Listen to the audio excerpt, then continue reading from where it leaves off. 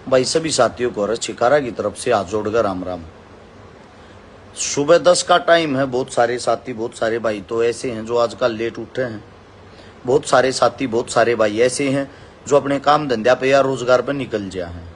हाल फिलहाल हम हमारा छिकारा पेज पर लाइव हैं। इस वीडियो ने जो भी साथी जिस वक्त भी टाइम लग गए, मैं आप लोगों से एक हाथ जोड़ के विनती करता हूं भाई, इस वीडियो को पूरी जरूर देखना। और पूरी देखने के बाद अगर आपके दिल और दिमाग के अंदर एक सवाल आता है कि यह वीडियो आगे बढ़ानी चाहिए और छिकारा हकीकत कह रहा है, तो इसको शेयर करके आगे बढ़ाना। यह आप सभी साथियों से गुजारिश है। हाल फिलहाल इस वक्त लाइव हैं, मैं अपनी बात रखना शुरू करता हूं। आप सभी साथी जो भी जुड़ते जाए, जुड़ने के साथ साथ इसको आगे से आगे शेयर करते रहना ताकि यह वीडियो सभी साथियों तक पहुंच जाए। सबसे पहली बात आप सभी साथियों को बता देता हूं, बांग्लादेश के अंदर एक ऐसी हिंसा हुई।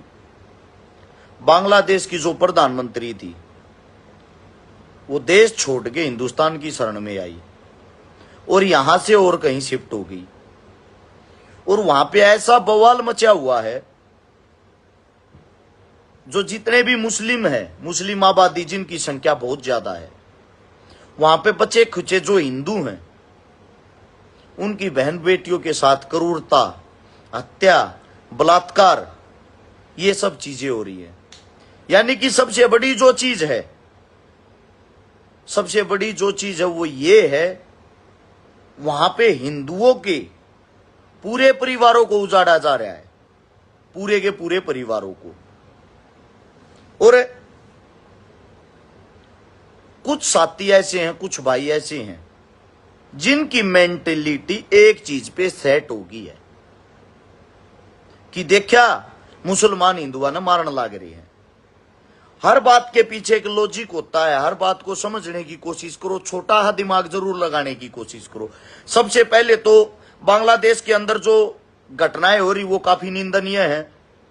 इसको सिर्फ और सिर्फ एक ही शख्स रुकवा सकता है, सिर्फ एक ही शख्स, जिसका नाम है माननीय प्रधानमंत्री श्री नरेंद्र मोदी जी। मोदी साहब क्यों रुकवा सकते हैं, उसका रीजन क्या है? उसका रीजन ये है, जब बांग्लादेश की जो प्रधानमंत्री है वो खुद की जान बचाने के लिए हमारे प्रधानमंत्री की शरण में आती है।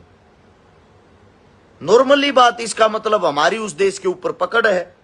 और जब हमारे प्रधानमंत्री साहब की पकड़ है, पूरे विश्व के अंदर पकड़ है, तो वहां पे जो हिंदू परिवारों को काटा जा रहा है, उनके साथ जो बदसलूकी की जा रही है, हमारा प्रधानमंत्री कोई कदम क्यों नहीं उठा रहा?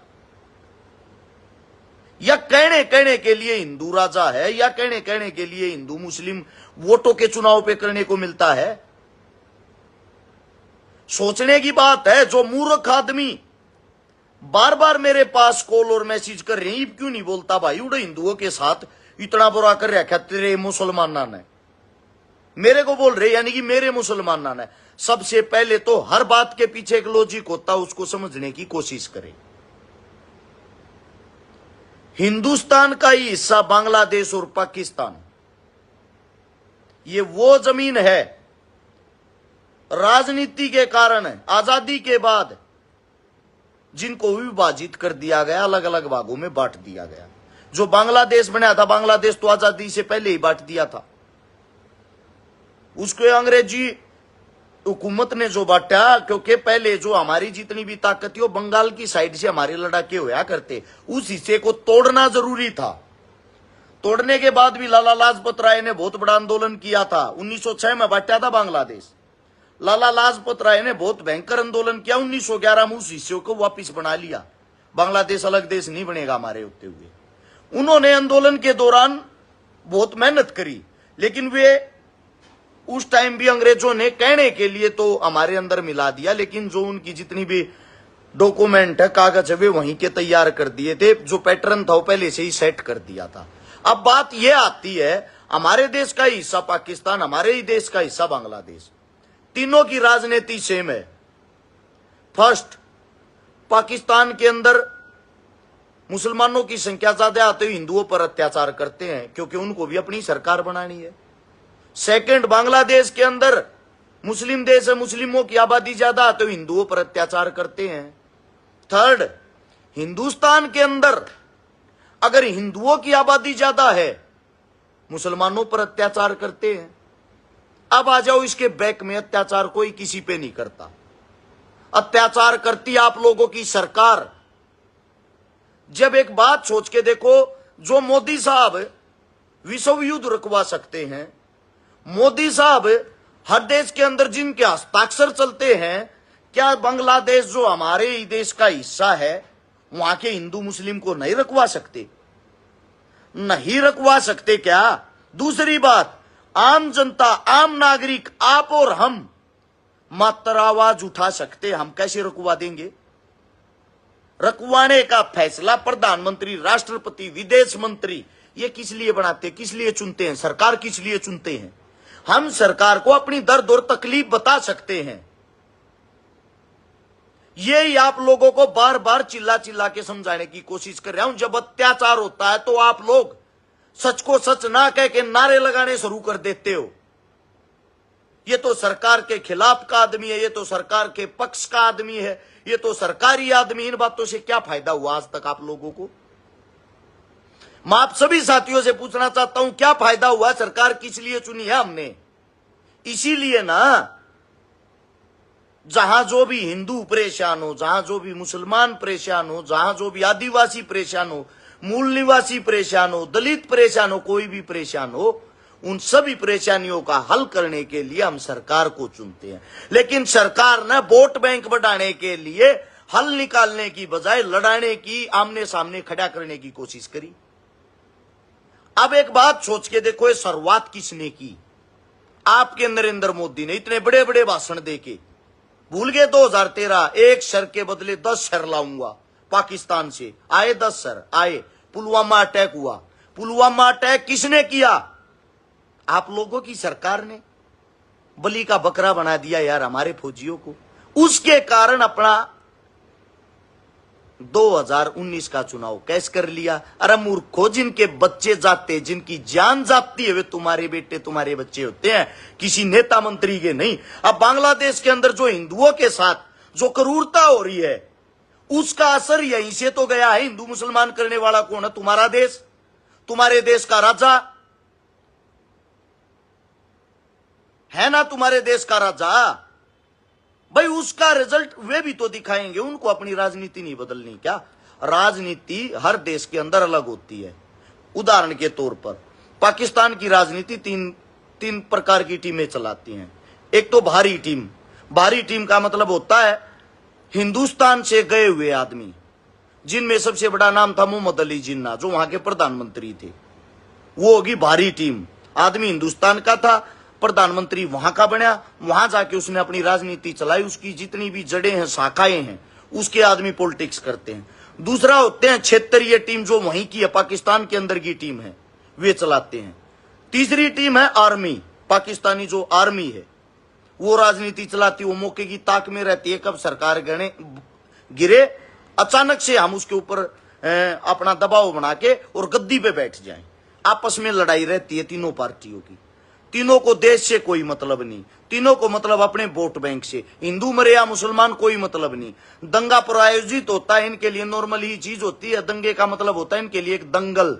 कुश्ती दंगल देखा है, जहां हम इनाम टेकते हैं। 1 लाख रुपए में पहले नंबर का पहलवान लड़ेगा, 71,000 में दूसरे नंबर का पहलवान लड़ेगा। सेम ऐसे ही इनका काम होता है। बड़ा दंगल होगा, जीत बड़ी होगी, जितने आदमी मरेंगे उतना मजा आएगा, ये इनकी सोच है। तो वे तीनों आपस में लड़ते भिड़ते हमारे को मरवाते हैं। सेम इंडिया में आ जाओ। इंडिया का कल्चर क्या है? आपके प्रधानमंत्री साहब हिंदू राजा है ना, गूगल करो। मोदी साहब ने बनारस के अंदर कितने मंदिर तोड़वाए हैं? हिंदू राजा ने। मैं नहीं कह रहा, गूगल करो अभी। राजस्थान की मुख्यमंत्री वसुंधरा राजे जी, पूर्व मुख्यमंत्री, गूगल करो कितने मंदिर बंद करवाए। मोदी साहब ने गुजरात के अंदर कितने मंदिर बंद करवाए, गूगल करो। अरे भाई साहब, इनकी सच्चाई जान लो। हाथी के दांत दिखाने के और खाने के और, तुम्हारे ऊपर बैठ के, तुम्हारे अंदर घुस के, जात पात का जहर फैला के राजनीति की दलदल में इस देश की ऐसी तैसी होती जा रही है, जिसका असर विदेश में भी जा रहा है। वे हमारी बहन बेटियों के साथ इसीलिए क्रूरता कर रहे हैं क्योंकि इस देश के अंदर मुस्लिमों को भी सेम ट्रीटमेंट मिलता है। हमारी सरकार सेम प्रोसीजर करती है इनके साथ। माननीय प्रधानमंत्री साहब, जात पात का, धर्म मजहब का जहर घोलना बंद करके वहां के हिंदुओं पे जो क्रूरता हो रही है उसको रुकवाने का कार्य करे, ये आपसे शीघ्र ही विनती है। अब बात आती है हरियाणा सरकार की। हरियाणा सरकार के अंदर सीपीएलओ के नाम पर, यानी कि पंचायती ऑपरेटर, ग्रामीण पंचायती ऑपरेटर, हर गांव के अंदर एक ऑपरेटर लगाया गया, सरकारी नौकरी लगाई गई। सरकारी नौकरी लगाई गई भर्ती तो पहले, इस चुनाव तो पहले सरकार देखो कैसे आप लोगों का मूर्ख बनाती है। चुनाव से पहले भर्ती लगा दी, बड़े खुश हुए लोग। 7,500 आदमियों ने नौकरी में लगी रहे। वे बेचारे कोई इंजीनियर लाग रहा था, कोई किसी प्राइवेट कंपनी में काम कर रहा था, 30-30 हजार रुपए की प्राइवेट नौकरी छोड़ गए। उन भैया ने वो फार्म भरा। फार्म का जो रेट था 1,000 रुपए।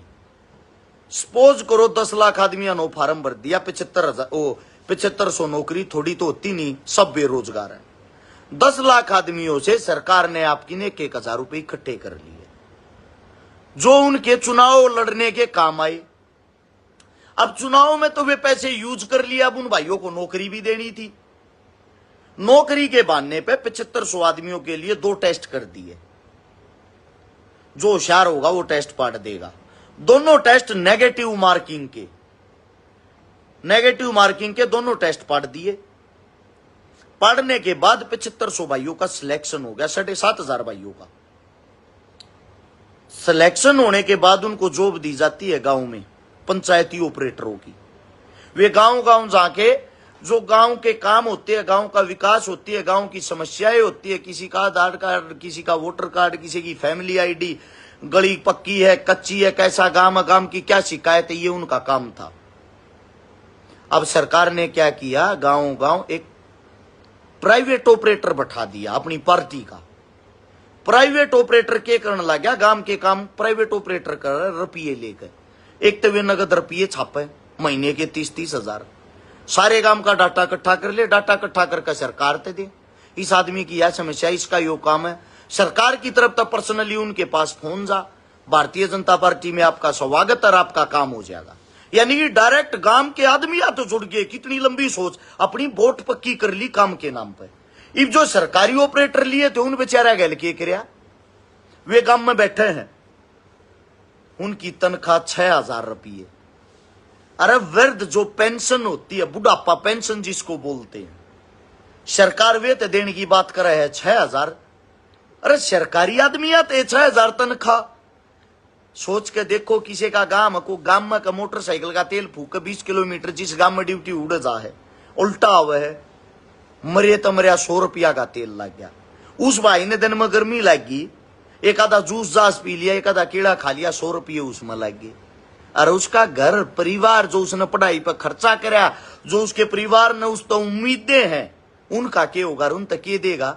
6,000 में आज के टाइम किसका गुजारा हो है। खत्ते पे दिहाड़ी पे खड़ा होनिया मजदूर, अगर उसने चेन्नई पे लेकर आओगे ना तसले ठानती, उसका रेट भी आज के टाइम 500 से 600 रुपये है। 600 रुपये वो लेगा तो महीना दिहाड़ी कर ली तो 18,000 हो गया। अरे एक सरकारी मजदूर जो इन्होंने बना दिए, उनकी तनख्वाह सैलरी 6,000 रुपये। हरियाणा गवर्नमेंट की बात कर रहा हूं। मुझे पता कुछ लोगों को ये बातें कच्ची लगती होंगी, गंदी लगती होंगी, लेकिन मूर्खों उनके बारे में सोचो जिनके परिवार उजड़ गए। उन 7500 भाइयों के साथ पिछले 4 महीने से ऐसा काम कर रखा है, कदे ये इकट्ठे ना रह जा। उनको 2 भागों में बांट दिया। एक तो ये होए गए पंचायती ऑपरेटर, एक बना दिए कंप्यूटर ऑपरेटर। इन्हीं के बीच से सेम टेस्ट, सेम प्रक्रिया, सेम फार्म भरने वालों के साथ वे जो दूसरे उन तनख्वाहें ना मिलती, कति फरी गए मजदूर। 4 महीने से वे 6,000 भी ना मिलते दूसरे आना। तो पक्की नौकरी लिखाड़ी थी, फार्म पर कितनी नहीं लिख रखा था, तुम कच्चे लिए जाओगे या थारा जो पे स्केल इतना लूजर, इतना छोटा सा होगा, कहीं भी नहीं। और ईब सरकार की तरफ से नोटिस जारी कर दिया, थारी नौकरी